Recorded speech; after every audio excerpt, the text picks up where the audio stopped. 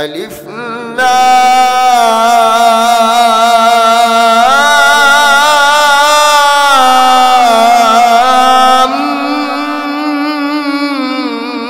মিম।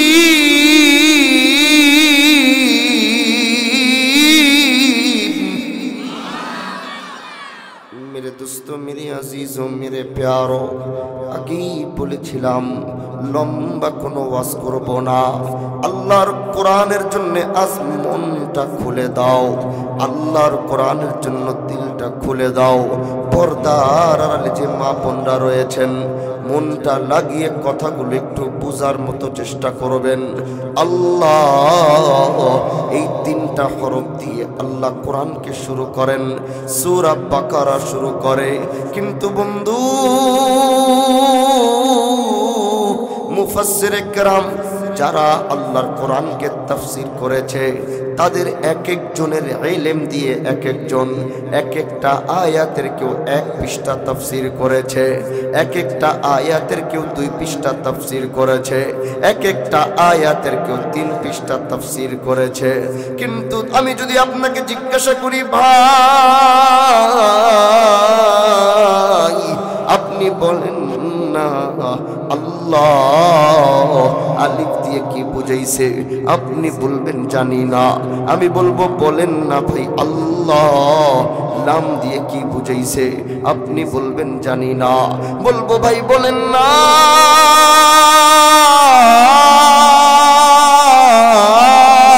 আল্লাহ পাক মিম দিয়ে কি বুঝাইছে? আপনি বলবেন জানি না। আপনি কেন ভাই? আমি দুনিয়ার সবচেয়ে বড় আলেমের কাছে যাব, সেও বলবে আমি জানি না। আমি দুনিয়ার সবচেয়ে বড় মুফতির কাছে যাব, সেও বলবে জানি না। আমি দুনিয়ার সবচেয়ে বড় মুফাসসিরের কাছে যাব, সেও বলবে জানি না। তাহলে বন্ধু, এবার সবাই একভাবে একরকম বলে আল্লাহু আ'লামু বিমুরাদি। আলিফের অর্থ আমার আল্লাহ ভালো জানে, লামের অর্থ আমার আল্লাহ ভালো জানে, মিমের অর্থ আমার আল্লাহ ভালো জানে। তার মানে কোরআনের এই আয়াত, এই হরফগুলোর মাধ্যমে আল্লাহ পাক কোরআনের শানকে বাড়াইছেন, কোরআনের মানকে বাড়াইছে। আল্লাহ বলে যতটুক বুঝতে দিলাম বুঝতে পারলাম, যতটুক আমার কাছে রাখলাম গোটা দুনিয়া মিলাও তোমরা বের করতে পারো না।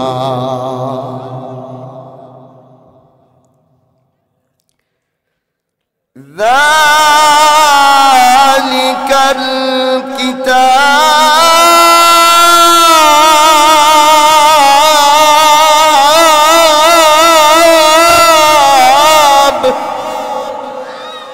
যালিকাল কিতাব লা রাইবা ফীহি হুদাল লিল মুত্তাকিন। ও বন্ধু, আল্লাহ তার কোরআনের মধ্যে দুনিয়ার কত মানুষ তো বই লেখে, আলেম তার ইলম দিয়া বই লেখে, ডাক্তার তার ডাক্তারি দিয়া বই লেখে, কবি তার কবিতা দিয়া বই লেখে, ইতিহাসগণ ইতিহাসের বই। বাবা কথা বলা যাবে না, কথা বলা যাবে। তুই হাত উঠে বলেন আল্লাহু আকবার, বলেন বলেন। কষ্ট হইতেছে আপনাদের? কষ্ট হয়? কষ্ট হইলে বলেন, তাহলে শেষ করে দেয়, বেশি লম্বা করবো না। আগেই তো বলছি আজকে যে খাওয়া খাওয়াইছে, কথা বলা বড় কষ্ট হয়ে যাবে। আল্লাহু আকবার বলেন না, বলেন না, বলেন না। আল্লাহ পাক এবার বলতেছে, খুব মনোযোগ দিয়ে শুনেন, একটু দেখেন, দিলের মধ্যে লাগান, তাহলে বুঝবেন দুনিয়ার কত মানুষ তো বই লেখে। কয়দিন পরে ফেব্রুয়ারি মাস আসতেছে, বই মেলা শুরু হবে ঢাকায়। গোটা বাংলাদেশের লেখকরা সেইখানে উপস্থিত হবে। এক একজনের মতো করে বই লিখবে। এমন বইয়ের অভাব দেখবেন বই মেলার ভিতরে।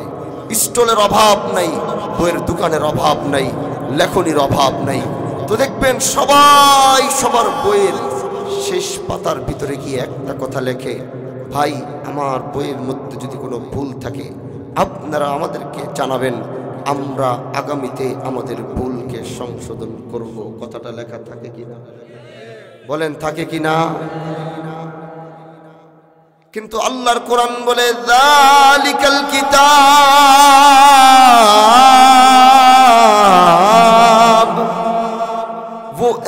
किताब है, ज़ालिकल किताब वो ऐसा कलाम है, ज़ालिकल किताब वो ऐसा कुरान है, ला रैबा फीह, আল্লাহর কোরআনের শুরুতেও ভুল নাই, আল্লাহর কোরআনের মাঝেও ভুল নাই, আল্লাহর কোরআনের শেষেও ভুল নাই। ও বন্ধু, কোরআন নাজিরের আজকে 1400 বছর পার হয়ে গেল, কিন্তু কোরআন নাজিরের 1400 বছর পার হয়ে যাবার পরেও আজও আল্লাহর কোরআনের কোনো ভুল কেউ দুনিয়ার সামনে দেখাইতে পারে না।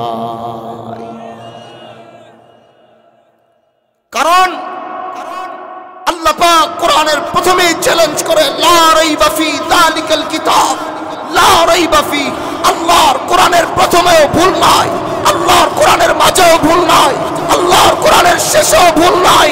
শুধু তাই না, কিয়ামত পর্যন্ত কোনো বাতের বেটার জন্ম হবে না যে আল্লাহর কোরআনের একটা জবরের ভুল দেখাইতে পারবে। আমাদের ভিত্তি কি? কোরআন। এটা দিয়ে আমরা সংবিধান চালাই, এটা দিয়ে আমরা দেশ চালাই, এটা দিয়ে আমাদের জিন্দেগি চালাই। এগুলো কাফেররা জানে না? কি বলেন, জানে কি না বলেন না? আপনি কি জানেন? আপনি কি রিসার্চ করেন? আপনার থেকে বেশি কোরআন রিসার্চ করে ইহুদিরা। আপনারা কি জানেন? আল্লাহর এই কোরআন ওরা জানে। মুসলমান কোরআনের উপর ভিত্তি করে চলে, মুসলমানের ঘুম ভাঙে কোরআনের উপর ভিত্তি করে, মুসলমান ঘুমাতে যায় কোরআনের উপর ভিত্তি করে, মুসলমান খেতে বসে কোরআনের উপর ভিত্তি করে, মুসলমান তার জিন্দেগি যাপন করে কোরআনের উপর ভিত্তি করে। তাহলে গোটা দুনিয়ার মুসলমানদের শত্রু হচ্ছে আল কুফরু মিল্লাতুন ওয়াহিদা। না আজও কেউ দেখাইতে পারছে? কেমনে পারবে? কারণ কোরআনের জিম্মাদারি কে নিয়েছে? আওয়াজ করে বলেন, কে নিয়েছে? কোরআনের জিম্মাদারি যে নিয়েছে, আল্লাহ বলে আসমানি কিতাব তাওরাত, তোমরা তাওরাতের মধ্যে কলম লাগিয়েছো, আমি আল্লাহ তোমাদেরকে কিচ্ছু বলি নাই। তোমরা জাবুরের মধ্যে কলম লাগিয়েছো, জাবুরকে পরিবর্তন করেছো, আমি আল্লাহ কিচ্ছু বলি নাই। তোমরা ইনজিলকে পরিবর্তন করেছো, তোমরা কলম লাগিয়েছো, আমি আল্লাহ তোমাদেরকে কিচ্ছু বলি নাই। কিন্তু মাহবুব, আপনি কোরআনটা নিয়ে যাবেন ঠিক, কিন্তু এই কোরআনের হেফাজতের দায়িত্ব আমি আল্লাহ আপনাকে দেই নাই।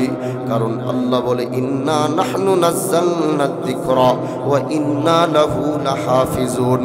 আমি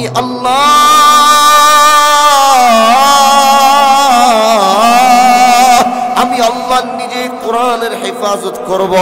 এজন্য দেখো বন্ধু, দুনিয়ার সব কিছুর পরিবর্তন হয়ে গেছে, কিন্তু আজও 1400 বছর আগের ওই কোরআনের একটা জবরও আজ পর্যন্ত পরিবর্তন হয় না।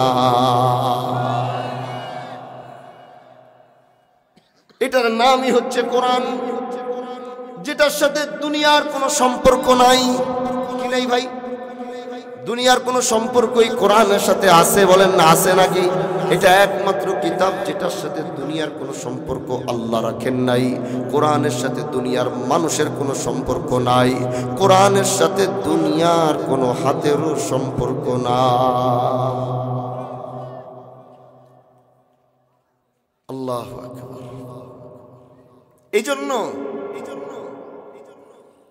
আজ 2025 সালে আসার পর গোটা পৃথিবীর মানুষকে দেখবেন যে আজ মুসলমানরা সব লাঞ্ছিত বঞ্চিত। এবার প্রশ্ন আসতে পারে, সেটার কারণ কি? মুসলমান আজ মাথা উঁচু করে দাঁড়াতে না পারার কারণ কি? বলে কারণ একটাই, মুসলমান তারা কোরআনের আদর্শকে ছেড়ে দিয়েছে। একটা কোরআন আমাদের সম্মান, কোরআন আমাদের তাজ, কোরআন আমাদের ইজ্জত, কোরআন আমাদের সব।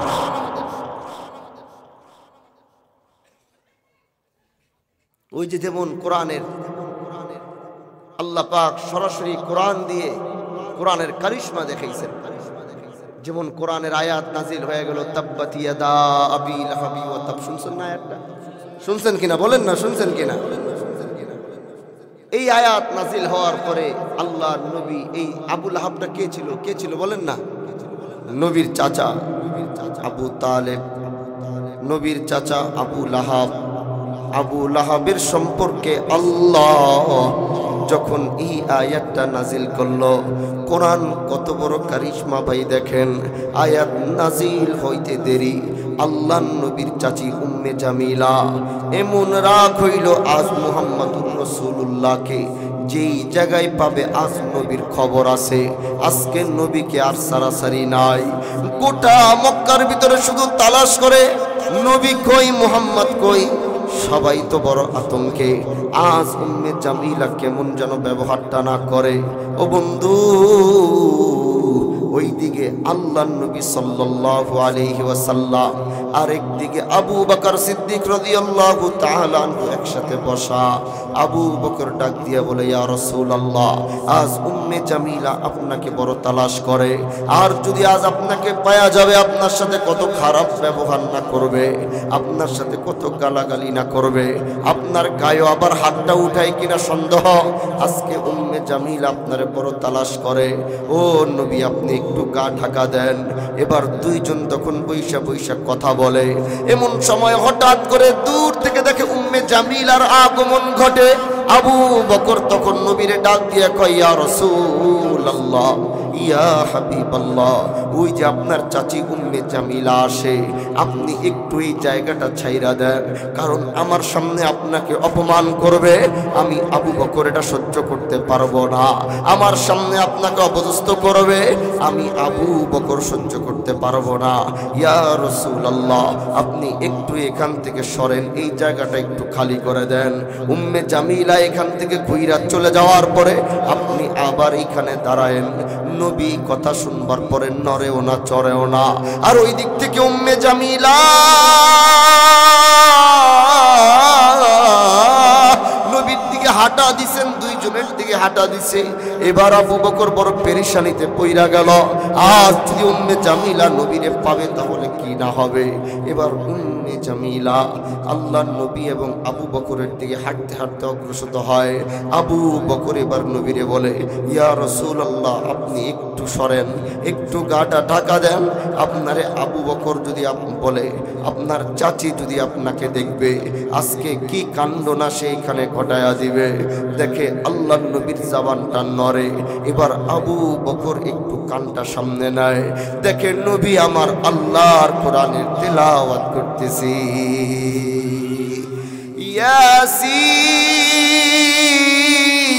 ইয়াসিন ওয়াল কুরআনিল হাকীম ইন্নাকা লামিনাল মুরসালিন আলা সিরাতিল মুস্তাকিম তানজিলাল আজিজির রহিম। ওইদিকে আবু বকর আরেক দিকে তাকায়, দেখে উম্মে জামিলা হাঁটতে হাঁটতে একদম আবু বকরের সামনে এসে দাঁড়াইছে। আবু বকর মাথা উপরে উঠায় না। আজ নবীরে কি নাকি বলবে, কি নাকি করবে, আবু বকরের সাহস হয় না। আবু বকর বড় কষ্ট করে মাথাটা নিচের দিয়া রাখছে, আর ভয় পায় আল্লাহর নবীর সাথে কি আচরণ নাস উম্মে জামিলা করবে।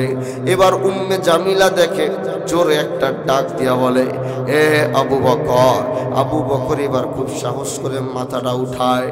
ও বন্ধু, নবী নবীর জায়গায় বসা, আবু বকর আবু বকরের জায়গায় বসা। কিন্তু উম্মে জামিলা আবু বকরকে ডাক দেয়, আর ডাক দিয়া বলে, আবু বকর, সত্যি করে বলো মুহাম্মদ কোথায়? আবু বকরের মাথার উপরে মনে হয় আসমানটা ভাইঙ্গা পড়ে। আবু বকর বলে, হায় হায়, কি জিজ্ঞাসা করে। ডাইনে তাকায় দেখে নবী তো নবীর জায়গায় বসা। এবার আবার উম্মে জামিলার দিকে তাকায়, দেখে উম্মে জামিলা আবু বকরের দিকে তাকায়া। আবু বকরের মাথা কাজ করে না। আবু বকর নবী আছে কিনা ভালো করে দেখার লিগা গাড় একটু লাগায়, লাগায় দেখে নবী তো নবীর জায়গায় বসা। আবার উম্মে জামিলার দিকে তাকায়, দেখে উম্মে জামিলা আবু বকরের দিকে তাকায়। এবার আল্লাহর নবীকে জিজ্ঞাসা করে, ইয়া রাসূলুল্লাহ, আমার মাথা তো কাজ করে না, আপনি আমার পাশে বসা। আর উম্মে জামিলা আমার দিকে তাকায়, আর আমারে জিগায় মুহাম্মদ কই, ইয়া রাসূলুল্লাহ আপনি আসলে কই আমারে কন্যা? নবী কয় আমি তো তোমার পাশেই বসা। কিন্তু আবু বকর বলে তো আপনারে কেন দেখে না? নবী বলে তুমি আমারে জায়গা ছাড়তে বলছো, কিন্তু আবু বকর আল্লাহর কোরআন থাকতে আমি আমার জায়গা কেন ছাড়বো? আমি যখন উম্মে জামিলারে দেখে আমি আল্লাহ পাকের কোরআন তেলাওয়াত করা শুরু করলাম, সূরা ইয়াসিনের তেলাওয়াত করা শুরু করলাম, আল্লাহ পাক ওই মুহূর্তে উম্মে জামিলার চোখের মধ্যে আমি মুহাম্মাদুর রাসূলুল্লাহকে নিয়ে এমন এক পর্দা আল্লাহ দিয়ে দিছে, উম্মে জামিলা যদি সারা দিনও দাঁড়ায়া থাকবে আর আমি সারা দিনও বসে থাকবো, তাও উম্মে জামিলা নবীকে দেখতে পারবে না। এইগুলো কোরআনের সরাসরি কারি। নবীর ক্ষেত্রেও যদি হয় আপনার ক্ষেত্রেও হবে রে ভাই। এবার আমার কথাগুলো আগেই বলছি, লম্বা কথা বলবো না, এবার আমার মূল কথার মূল পয়েন্টে আসি। আজ যে কোরআন নাজিল হওয়ার কারণে আমি জানতে পারছি কিভাবে রাষ্ট্র কায়েম করতে হবে। কোরআন নাজিল হইছে আমি জানতে পারছি কিভাবে আইন প্রয়োগ করতে হবে। কোরআন নাজিল হইছে বলে আমি জানতে পারছি কিভাবে আমার বাবা মার সাথে কথা বলতে হবে। আল্লাহর কোরআন এটাও বলে উফি ওয়ালা তানহারুহুমা ওয়া কুল্লাহুমা কাওলান কারীমা। আল্লাহর কোরআন নাজিল হইছে বলে আমি জানতে পারছি কিভাবে সমাজ ব্যবস্থা কায়েম করতে হবে। আল্লাহর কোরআন নাজিল হইছে বইলা আমি জানতে পারছি কিভাবে জাহান্নামের থেকে বাঁচতে হবে। আল্লাহর কোরআন নাজিল হইছে বইলা আমি জানতে পারছি কিভাবে জান্নাতের দিকে যাইতে হবে। আল্লাহর কোরআন যদি নাজিল না হইতো, ওই যে রাস্তার কুকুর আর আমার মধ্যে কোনো পার্থক্যই থাকতো না। তাহলে ভাই আজ এই মজমার ভিতরে আমি দেখতে পাই 50, 60, 70 বছরের মানুষরা বসে আছে, 40 বছরের মানুষ বসে আছেন পর্দার আড়ালে, হয়তো 30, 40, 50, 60 বছরের মা বোনরাও বসে আছেন। আমি আপনাদেরকে বলি, আজকের এই 50 বছরে আসার পরে যদি আমি আপনাকে জিজ্ঞাসা করি, চাচা আমাকে আল্লাহর কোরআনটাকে একটু শুদ্ধ করে, অথচ 50 বছরে আপনি কি করেছেন? ও চাচা, তাহলে আমি আপনাকে মনে করিয়ে দেই, এই 50 বছর হায়াতে জিন্দেগিতে আপনি কি করেছেন? 50 বছর হায়াতে জিন্দেগিতে আপনার উপরে, মাথার উপরে যদি চাল ছিল তো আপনি ওইটাকে ঢালাই করেছেন। এই 50 বছরে আপনার যদি 1 কড়া জমি ছিল আপনি সেটাকে 2 কড়া করেছেন। এই 40 থেকে 50 বছর, এই 60 থেকে 70 বছর হায়াতে আপনার সন্তান যদি এই মুরাদি ছিল আপনি ওকে ঢাকা পাঠিয়েছেন, না হয় ওকে দেশের বাইরে পাঠিয়েছেন। এই 50 থেকে 60 বছর, 60 থেকে 70 বছরে আপনার মেয়েকে আপনি ভালো জায়গায় বিবাহ দিয়েছেন। এই 50 থেকে 60 বছরে আপনি আপনার জিন্দেগির সমস্ত তামান্না পূরণ করেছেন। কিন্তু আমি আপনাকে জিজ্ঞাসা করতে চাই যে আল্লাহ পাক আপনাকে দুনিয়াতে পাঠাইলেন, যিনি আপনার রিজিকের বরাদ্দ দিলেন, সেই আল্লাহ পাক আপনার জন্য এই কোরআনও পাঠিয়েছেন। আজকে 50 বছরে গোটা দুনিয়াটাও কামাই করতে পারলেও 50 বছরে আপনি আল্লাহর কোরআনটা শুদ্ধ করে তেলাওয়াত শিখেন।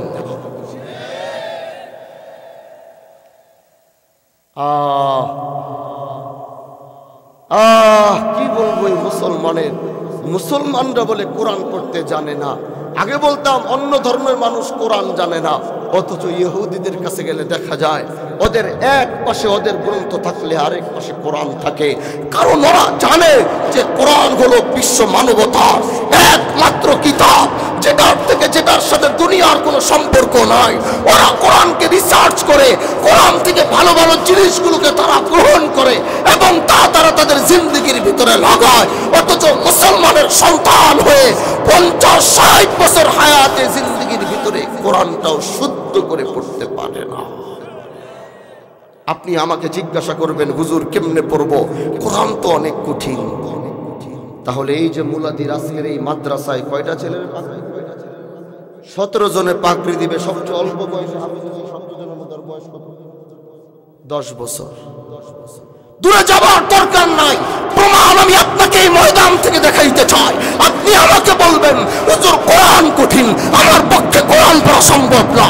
আমি আপনাকে বলবো আপনার গ্রামের এই মাদ্রাসার 17 12 জন হাফেজে কোরআনের মধ্যে একজনের বয়স হলো 10 বছর, যে দুনিয়াতে আসছে মায়ের কোলের ভিতরে যার 3 বছর শেষ, হাঁটতে হাঁটতে দুনিয়া শিখতে আরো 1 বছর, 5 বছরে ধরো দুনিয়া 5 বছর বয়সে মাদ্রাসার মক্তবে ভর্তি হয়েছে, আজকে 10 বছরে আল্লাহর কোরআন তার সিনার ভিতরে ঢুকিয়েছে, অথচ তার দুনিয়ার বয়সই হইল মাত্র 10 বছর। ওই দুনিয়াটা, এই যে দুনিয়া, আসমান জমিন ডাইন বাম, এই গ্রোথে এই দুনিয়ায় আসারই তার বয়সই হয়েছে মাত্র 10 বছর। এর ভিতরে মায়ের কোলে কয় বছর গেছে? অন্তত 3 বছর তো মায়ের কোলে যায়, নাকি আরো বেশি? 3 বছর। আরেক বছর হাঁটা চলা শিখা, এটা শিখো ওইটা শিখো, এটা বলো এটা করো, এই করতে করতে মূলত 5 বছরে গিয়া হয়তো মক্তবে এসে ভর্তি করায়, তাই না? 5 বছরেই তো। তাহলে 5 বছর আর দুনিয়ায় আইসা দুনিয়াটার সাথে সেট হইতো আর 5 বছর শেষ। আর বাকি 5 বছরে এই বাচ্চাটা আল্লাহর কোরআন শুদ্ধ করে তেলাওয়াত নয়, গোটা কোরআনের প্রথম থেকে শেষ পর্যন্ত আল্লাহর কোরআনটাই সিনার ভিতরে ধারণ করেছে। আচ্ছা তোমাদেরকে বলি, তোমাদের এখানে তো অনেক ইউনিভার্সিটি কলেজের ছাত্র রয়েছে, আচ্ছা যাও তোমরা তোমাদের ইউনিভার্সিটির একজন ছাত্র আমাকে দেখাও যে রসায়নের বই প্রথম থেকে শেষ পর্যন্ত হুবহু মুখস্থ করেছে। তোমরা তোমাদের বইয়ের একটা পৃষ্ঠা দেখাও যেখানে তোমাদের একজন ভাই তোমাদের সেই ইংরেজি বইয়ের প্রথম থেকে শেষ পর্যন্ত মুখস্থ করেছে। তোমরা আমাকে তোমাদের কলেজ ইউনিভার্সিটির একটা ছাত্র দেখাও যে তার সিলেবাসের একটা বই প্রথম থেকে শেষ পর্যন্ত মুখস্থ করেছে। তোমরা দেখাইতে পারবা না। আর যদি বলবা হুজুর আপনি দেখান, রব্বুল জালালের কসম আল্লাহর কোরআন প্রথম থেকে শেষ পর্যন্ত মুখস্থ করেছে, আমি তোমাকে লক্ষ লক্ষ দেখাইতে পারবো। তারপরেও তুমি কেমনে বলবা কোরআন কঠিন এই জন্য তুমি পারো নাই? এ দোস্ত, তারপরে তুমি কেমনে অজুহাত দিবা? আর তোমার 50 বছর হায়াতে জিন্দেগি, 60 বছর হায়াতে জিন্দেগি, 70 বছর হায়াতে জিন্দেগির মধ্যে যে কোরআন দিয়ে নামাজে প্রয়োজন হয় যদি নামাজে না লাগতো তাহলে বুঝে নিতাম যেটা দিয়ে আমি আল্লাহর সাথে সম্পর্ক করি, যেটা দিয়ে রবের সাথে কথা বলি, ওইখানে নামাজ ভাঙার কারণের মধ্যে একটা আছে। কোরআনের এমন কোন অর্থ যদি তোমার মুখ দিয়ে বের হয় সেটা বের হওয়ার সাথে সাথে তোমার নামাজ ভেঙে যাবে অশুদ্ধ তেলাওয়াতের কারণে। এখন কত নামাজ জীবনে ভাঙছে আপনার হিসাব নাই। পর্দার আড়ালের মা বোনরা আপনারাও বলেন, আপনাদের এই 50-60 বছরের জিন্দেগিতে আপনাদের কাছেও আল্লাহর জন্য একটা মাস ছিল না। ছোট্ট একটা বাচ্চার কথা মনে পড়ে গেছে, ঘটনাটা কি বলবো নাকি বলবো না? আমার মনে হয় আজকে বাদ দেই, আগামীতে আসলে আবার বলি। হ্যাঁ, তো আগামীতে মনে হয় কইবেন না, দাওয়াত কি দিবা না? আগামীতে কই নাকি আয়া? আজকে রাতটা বেশি গভীর হয়ে কষ্ট হইতেছে না আপনাদের? তাহলে 2 হাত উঠে বলেন তো আল্লাহু আকবার, আরো জোরে সর্বোচ্চ আওয়াজ দিয়ে বলেন না। আল্লাহ তুমি কবুল করো, বলেন না। আরবের শুনেন এক হাফেজে কোরআনের কোরআন, আল্লাহু আকবার, আল্লাহ কোরআনের আজমত আমি কি বলবো। আল্লাহ আমাকে কোরআনের প্রথম, আমি উজবেকিস্তান সফরে গেছিলাম, আপনাদের দোয়ায় আল্লাহ আমাকে গোটা পৃথিবী সফর করাইতেছে।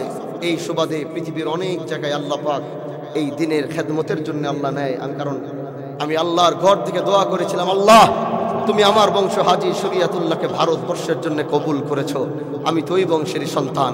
আল্লাহ তুমি আমাকে ভারতবর্ষের ভিতরে সীমাবদ্ধ রাখো না, গোটা পৃথিবীর ইসলামের জন্য কবুল করো। এই সুবাদে দেখা গেছে হয়তো পৃথিবীর অনেক দেশে আল্লাহ নেয়।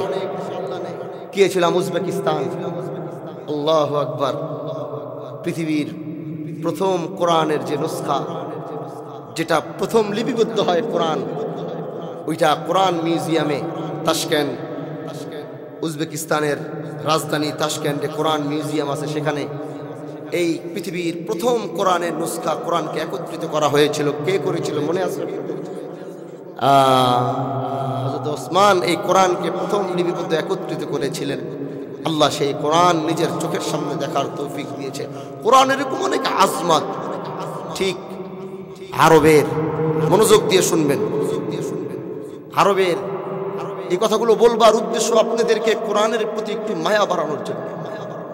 নিজে কোরআন শিখতে পারেন নাই, অন্তত বাচ্চা নিজের ছেলে না হয় নিজের নাতিকে এই মায়ায় কোরআনের এই মহব্বতে অন্তত তাকে গিয়ে মাদ্রাসায় নিজের হাতে দিয়ে আসবেন, এমন উজ্জীবিত করবার জন্য এই কথাগুলো বলা। খাস বাংলায় কথা বলছি, কোনো কোরআন মানে কোনো কঠিনভাবে আপনাদের এই গ্রাম বাংলায় আমি ওয়াজ করতেছি না, আপনারা যেভাবে বুঝবেন আমি সেভাবেই বয়ান করছি। কথা বুঝতে কারো কষ্ট হচ্ছে না তো? আলহামদুলিল্লাহ।